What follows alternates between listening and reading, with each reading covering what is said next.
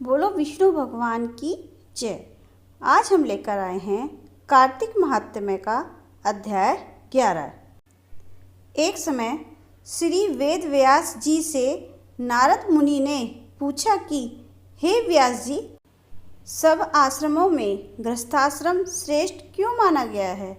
तब व्यास जी ने कहा, जैसे समस्त नदियाँ समुद्र में जाकर आश्रय पाती हैं और सब जीव माता का आश्रय पाकर जीवित रहते हैं, उसी प्रकार भिक्षुक, ब्रह्मचारी, सन्यासी, विद्यार्थी, गुरु पूजक तथा यात्री ये 6 जीविका रहित होने पर भी गृहस्थों का ही आश्रय पाते हैं। हे नारायण, इस संबंध में मैं तुम्हें एक पुरातन इतिहास सुनाता हूँ। प्राचीन काल में उत्तानपाद राजा का उत्तम नाम का पुत्र अत्यंत बलवान तथा मदिरा पीने वाला था। राजा बनने पर उसने बहुला नाम वाली स्त्री से विवाह किया। राजा रानी दोनों स्नेहपूर्वक रहने लगे। एक दिन राजा ने वेश्या का नृत्य देखते हुए मदिरा पान किया, साथ ही अपनी स्त्री से मदिरा पीने का आग्रह किया, परंतु रानी ने उसका कहना नहीं माना। तब राजा ने क्रोधित होकर अपने सेवकों को निर्जन वन में रानी को छोड़ आने की आज्ञा दी। अनुचरों ने राजा की आज्ञा का पालन किया। इसके पश्चात राजा ने दूसरा विवाह नहीं किया और रानी के वियोग को सहन करते हुए प्रजा का पुत्र के समान पालन करने लगा। एक दिन एक ब्राह्मण ने राजा के समीप आकर निवेदन किया कि हे राजन, मेरी स्त्री का किसी ने अपहरण कर लिया है, इस कारण मैं अत्यंत दुखित हूँ। अतएव आप उसे तलाश करके मुझे प्राप्त कराने की व्यवस्था करें। राजा ने कहा कि महाराज, मुझे नहीं मालूम कि आपकी स्त्री को कौन, किधर और कहाँ ले गया है। इस स्थिति में उसे ढूंढकर कहाँ से ला सकता हूँ? यह सुनकर ब्राह्मण बोला, राजन, छठा भाग प्राप्त करके आप प्रजा के रक्षक हैं। मेरी स्त्री अपने घर में सो रही थी, वहाँ से उसे कोई हरकर ले गया है। अतएव आपका कर्तव्य है कि आप उसे कहीं से भी ढूंढकर लाएं। राजा ने कहा, हे विप्र, मैंने आपकी स्त्री को कभी देखा नहीं है और न ही मैं यह जानता हूँ कि वह कैसे रंग रूप व स्वभाव वाली है, तब मैं उसे कैसे खोज सकता हूँ? यह सुन ब्राह्मण बोला, यद्यपि वह कर्कश स्वभाव की, कठोर वचन बोलने वाली, काले रंग की कुरूपा है, तथापि मैं उसकी निंदा नहीं करता, क्योंकि वह मेरी पत्नी अर्थात अर्धांगिनी है। यह सुन राजा ने कहा, जब तुम्हारी स्त्री ऐसी कुरूपा और क्रूर स्वभाव की है, तब तुम उसे प्राप्त करके क्या करोगे? उसके स्थान पर मैं तुम्हें अत्यंत सुंदर, शील स्वभाव की अन्य स्त्री लाकर दे सकता हूँ। ब्राह्मण कहने लगा, हे राजन, मेरी पत्नी मेरे धर्म कर्म की अर्धांगिनी है, अतः उसकी रक्षा करना मेरा परम धर्म है। जो पुरुष अपनी स्त्री की सुरक्षा नहीं करता, उसके वर्ण संकर संतान उत्पन्न होती है और उसके पितर नरकवासी होते हैं। वैश्यागामी पुरुष का कल्याण कभी नहीं हो सकता। जो मनुष्य ऋतुकाल के पश्चात अपनी स्त्री से सहवास नहीं करता, उसके पितर 1 मास तक उसके रुधिर में तैरते हैं। ब्राह्मण के ऐसे वचन सुनकर राजा अपने शस्त्रास्त्र ले रथ पर सवार होकर उस स्त्री को खोजने चल दिया। कुछ दूर जाकर उसने एक आश्रम देखा, जिसमें एक महान तपस्वी कुशा के आसन पर विराजमान थे। राजा को आश्रम में आया देखकर भी ऋषि ने उसका कोई आदर सत्कार नहीं किया और कहने लगे, मैं जानता हूँ कि तुम राजा उत्तानपाद के पुत्र हो, मगर यहाँ किस कारण आए हो? राजा ने कहा, हे मुने, एक ब्राह्मण के घर से कोई उसकी स्त्री को हरकर ले गया है। मैं उसी की खोज में इधर आया हूँ, मगर आपने ना तो अर्घ्य आदि और ना ही किसी प्रकार का आदर सत्कार किया है। इसका क्या कारण है? तब ऋषि ने उत्तर दिया, हे राजन, तुम अर्घ्य योग्य होते हुए भी इस समय उसके पात्र नहीं हो, क्योंकि तुमने अपनी निरपराध स्त्री का वन में त्याग किया है।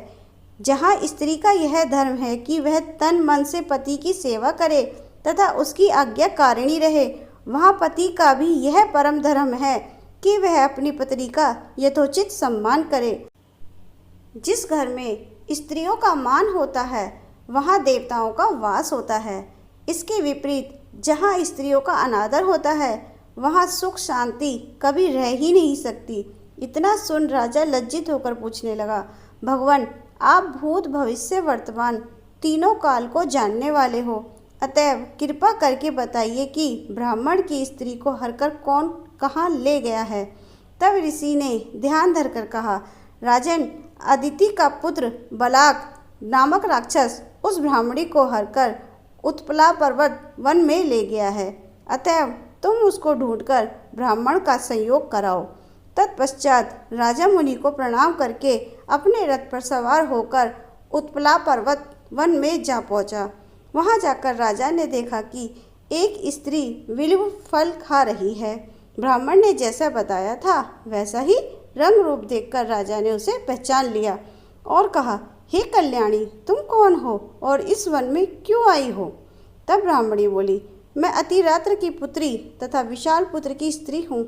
मैं अपने घर में सो रही थी कि बलाक नामक राक्षस अपहरण करके मुझे यहाँ ले आया है। यहाँ लाने के बाद उसने ना तो मुझे किसी प्रकार का कष्ट दिया है और ना मेरा सत्यत्व नष्ट करने का प्रयत्न किया है। इतना होने पर भी अत्यंत दुखी हूँ। राजा ने पूछा कि हे ब्राह्मणी, वह राक्षस कहाँ गया है? तब ब्राह्मणी ने बताया कि वह इस वन के अमुक स्थान पर गया है। जब राजा ब्राह्मणी द्वारा बताए गए स्थान पर पहुंचा तो राक्षस देखते ही राजा के चरणों में गिरकर बोला, राजन, मेरे लिए क्या आज्ञा है? तब राजा ने कहा, अरे निशाचर, तू ब्राह्मणी को हरकर क्यों लाया है? यदि तू इसके साथ विवाह करना चाहता है तो देख, यह अत्यंत कुरूपा है, और यदि तेरी खाने की इच्छा है तो वैसा कहे। तब राक्षस कहने लगा, राजन, मेरे घर में अनेक रूपवती अप्सराएं हैं। उनके अतिरिक्त मैंने कभी किसी स्त्री से भोग की इच्छा नहीं की और ना मैं मांस भक्षण करता हूँ। मैं तो पूर्व जन्म के पापों का प्रायश्चित कर रहा हूँ। इस ब्राह्मणी का पति राक्षसों को मारने का मंत्र जानता है, अतएव जब हम यज्ञ का अन्न ग्रहण करने के लिए जाते हैं तो वह हमको वहाँ से भगा देता है, क्योंकि आजकल यज्ञों का आचार्य वही बनता है। इसी कारण उस ब्राह्मण को दुखी करने के लिए मैं उसकी स्त्री को हर लाया हूँ। वैसे भी शास्त्रीय नियमानुसार स्त्री के बिना पुरुष को कर्म करने का अधिकार नहीं है।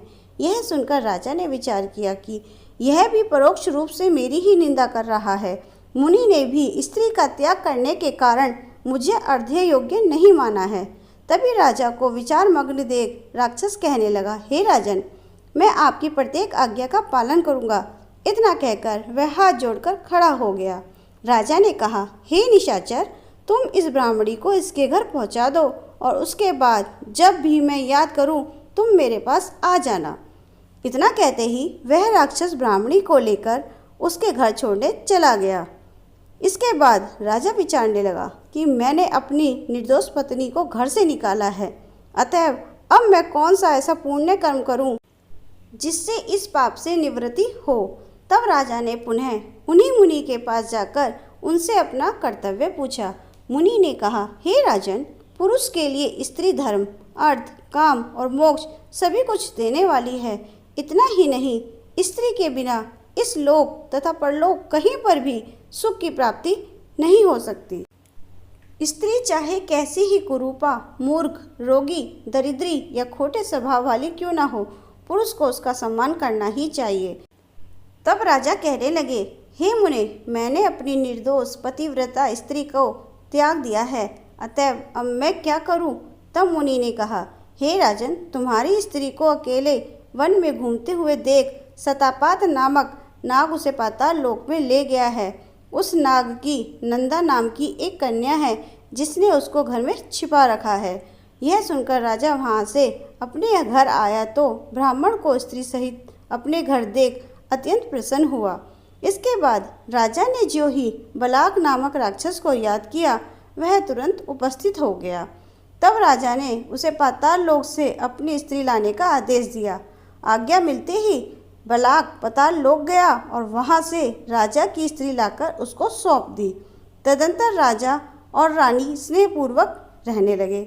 नारद जी कहते हैं कि हे राजा पृथु, यह गृहस्थाश्रम महात्म्य हमने तुमको विस्तार पूर्वक सुनाया। अब और क्या सुनना चाहते हो सो कहो। यहाँ पर हमारा कार्तिक महात्म्य का अध्याय 11 समाप्त हुआ। बोलो विष्णु भगवान की जय।